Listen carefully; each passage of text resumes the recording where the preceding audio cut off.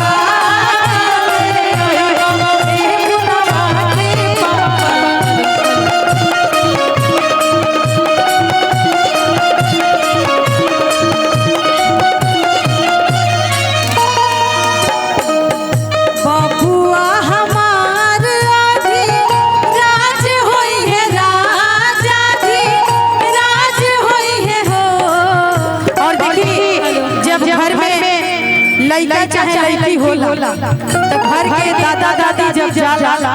तो यही कहेला बबुआ हमार राज होई है राजा दी राज होई है राजा दी राज होई है हो ए ला ला ना ए ला ला ना ए ला ला ना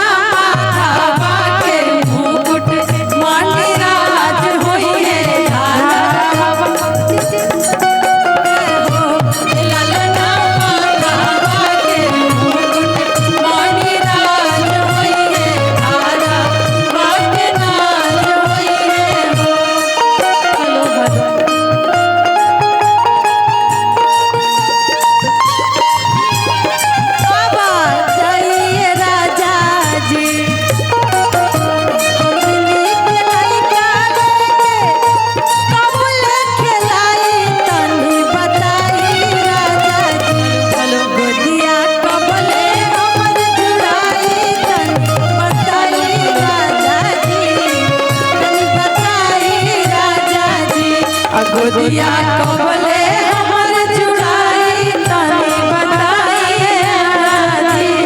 तनी बताइए राजा जी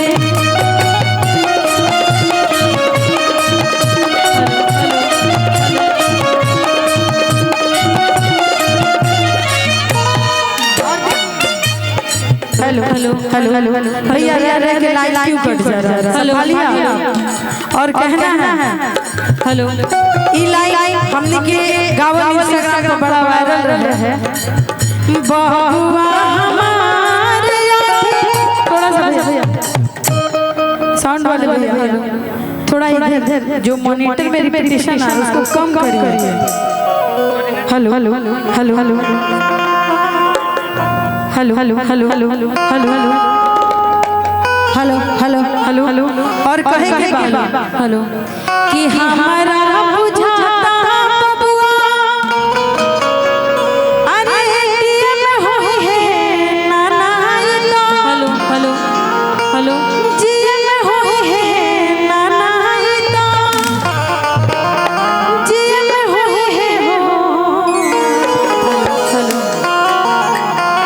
इला ला ना इला ला ना हेलो इला ला ना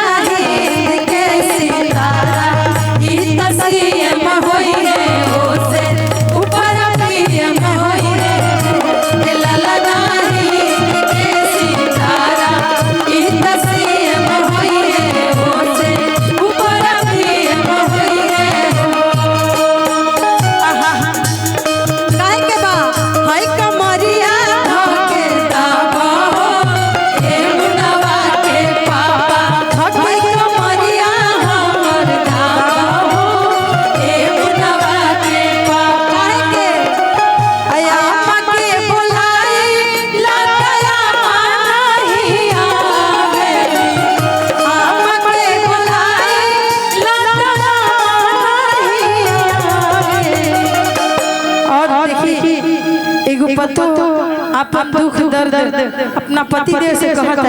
तरी कौना भाव में आई अपना